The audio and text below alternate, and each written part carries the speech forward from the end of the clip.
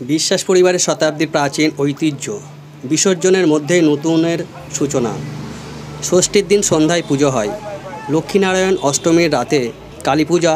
বাংলাদেশের রীতি এদেশে প্রায় 50 বছর হতে চলল। মহালয়ার পরই পিতৃপক্ষের অবসান ঘটেছে, শুরু হয়েছে দেবীপক্ষ। রাজ্যের সর্বত্র যখন চলছে প্রতিমা আনার তোড়জোড়, তখন নদিয়ার শান্তিপুরের গুপ্তিপাড়া ঘাটে দেখা গেল এক অন্য চিত্র। বিশ্বাস পরিবারের পুরনো প্রতিমার বিসর্জন। তবে এটি শুধু বিষাদের নয়, বরং নতুন সূচনার এক গুরুত্বপূর্ণ অধ্যায়। শান্তিপুর পুরসভার 21 নম্বর ওয়ার্ডে আলুর মাঠ সংলগ্ন পীতনগর পাড়ায় অবস্থিত বিশ্বাস বাড়িতে প্রায় 50 বছর ধরে হয়ে আসছে এই দুর্গাপূজা, কালী ও লক্ষ্মীনারায়ণ পূজা। এই পূজার সূচনা বাংলাদেশের যশোর জেলার নড়াইল থেকে। সেখানে থেকে সরস্বতী বিশ্বাস মূলত ধর্মীয় কারণেই বিতাড়িত হয়ে ছেলে মেয়ে স্বামী নিয়ে ভিটেমাটি ছেড়ে এদেশে চলে আসেন।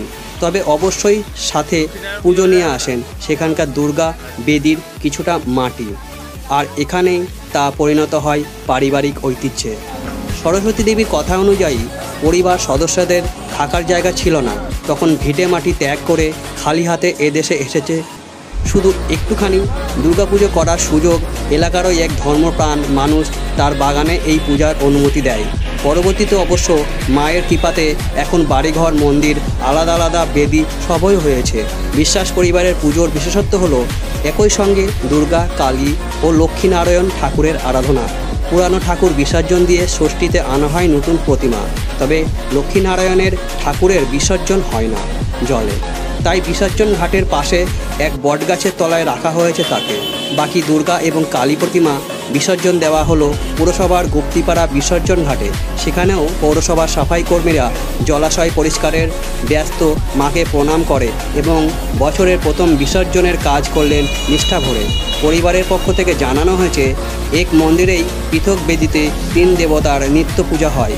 ষষ্ঠীর দিন হয় ষষ্ঠী পূজা, সন্ধ্যায় লক্ষ্মীনারায়ণ পূজা, সপ্তমী ও অষ্টমীতে হয় দুর্গা পূজা এবং অষ্টমীর রাতেই অনুষ্ঠিত হয় কালী পূজা। বিসর্জনের এই ঐতিহ্যবাহী রীতি ও নতুন প্রতিমা আগমনের মধ্য দিয়ে বিশ্বাস পরিবারের দেবীপক্ষের সূচনা ঘটে প্রতি বছর। এই অনন্য ধর্মীয় এবং সাংস্কৃতিক চর্চা শুধু বিশ্বাস পরিবারের গণ্ডিতেই নয়, শান্তিপুরবাসীর কাছেও এক আবেগের বিষয়। নতুনের আগমনের আগে পুরনোর বিদায়, এই দর্শনেই নিহিত বিশ্বাস পরিবারের শতাব্দী প্রাচীন পুজোর মূল কথা। নদিয়া থেকে অঞ্জন শুক্লের রিপোর্ট, গৌরবঙ্গ টিভি ডিজিটাল।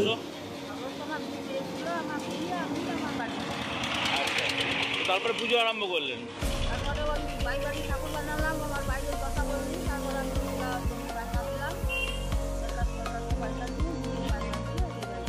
তারপরে এখন মন্দির হয়েছে বাড়িতে, আপনার থাকার জায়গাও হলো মন্দির। তো এখনো আপনি ওই মন্দির আপনি পুজো টুজো করেন? দুর্গা পুজো কে করেন? আলাদা ব্রাহ্মণে করেন? আজকে এই বিসর্জনের সময় পুজো করে নিয়ে আসতে হয়, সেটাও করেছেন। কি নাম আপনার? কোথায় বাড়ি? সময় আমাদের বাড়িতে নিত্য পুজো হয়। আমাদের বাড়িতে এটা প্রায় 50 বছরের কাছাকাছি হয়ে গেছে। তা আমাদের বাড়িতে এটা পুজো হয়। দুর্গা পুজোটা, লক্ষ্মীনারায়ণ পুজো, কালী পুজো একসাথে হয়। যে মহালয়ার পরে আর আমাদের পঞ্চমীর মধ্যে আমরা একটা নির্দিষ্ট দিন ধরে আমাদের প্রতিমাটা বিসর্জন করা হয়।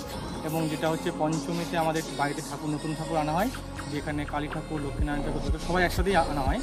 দিয়ে আমাদের ষষ্ঠীর দিনে হচ্ছে ষষ্ঠী পুজো হয়, তার সঙ্গে লক্ষ্মীনারায়ণ পুজোটা হয় সন্ধ্যাতে। আর সপ্তমীর দিকে যেমন দুর্গা পুজো হয় সেটা দুর্গা পুজোটা হয়। অষ্টমীতে আমাদের কালী পুজোটা, অষ্টমীতে একসাথে এবং তারপরে সারা বছর আমাদের ঠাকুর বাড়িতেই থাকে। এবং তিনটে কি আলাদা আলাদা মন্দির আছে? না, মন্দির একই সঙ্গে 3টা আলাদা বেদিতে মানে সারা বছরই পুজো হয়? সারা বছর নিত্য পুজো। তার মানে এই বিসর্জনের জন্য এসেছেন? এটা কোন ঘাটে? এটা আমাদের গুপ্তরা খেলে থাকে। আর এমনি দুর্গা প্রতিমা যা যা নিয়ম কানুন আছে পুজোর নিয়ম থাকে। তো কালী পুজোর ক্ষেত্রেও তাই? কালী পুজোর ক্ষেত্রে কালী পুজো পুজোটা হয় সমস্ত নিয়ম মেনে করা হয়। এটা অষ্টমীতে পুজো হয়। আচ্ছা, আর লক্ষ্মীনারায়ণ? লক্ষ্মীনারায়ণটা আমাদের ষষ্ঠীতে পুজো হয়। ষষ্ঠীতে? সেক্ষেত্রেও তো ওনার নিয়ম অনুযায়ী যে ষষ্ঠী পুজো যেটা নিয়ম আছে সেটা নিয়ম মেনে চলা হয়। এবং লক্ষ্মীনারায়ণ পুজো যে নিয়মটা হয় সেটা সন্ধ্যাবেলাতে লক্ষ্মীনারায়ণ। সেটা কত বছর ধরে হয়ে আসছে? এটা আমাদের ওপার বাংলাতে হতো, এখন এখানে আমাদের প্রায় 50 বছর। এখানেই 50 বছর? মানে প্রায় আমাদের 40 বছর হচ্ছে। আচ্ছা।